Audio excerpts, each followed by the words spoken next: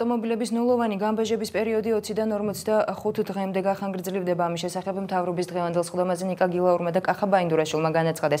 მათი განმარტებით საქართველო ყველაზე დიდ ექსპორტს სწორედ ამ სფეროში ახორციელებს და აღნიშნეს, რომ მთავრობა ამ სფეროში დაკავებულ მეწარმეებს სიახლეს შესთავაზებს, რათა მათ ბიზნესის კეთება გაუმარტივდეთ და გაუიაფთეთ და რეგიონში გაცილებით კონკურენტუნარიანი გახდნენ. მთავრობის სხდომაზე განაცხადეს, რომ საქართველოს ხელისუფლება ჩინეთსა და ინდოეთში ვიზიტებისას სწორედ ამ თემაზე მუშაობს. მთავრობის ინიციატივა ძალაში უკვე ხვალიდან შევა.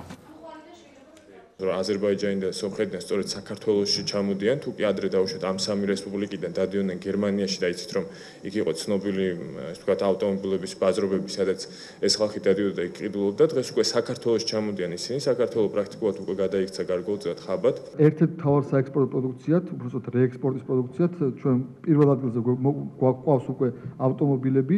რეალურად საქართველო გახდა გარკვეულწილად ცენტრი ბევრი საავტომობილო კომპანიის და ტრეიდერის, იმისათვის რომ საქართველოში ჩამოიყვანოს ავტომობილები, აქ დაასაწყოს და შემდეგ უკვე აქედან გააქვს ექსპორტზე უკვე აზერბაიჯანში, სომხეთში და შუა აზიის ქვეყნებში.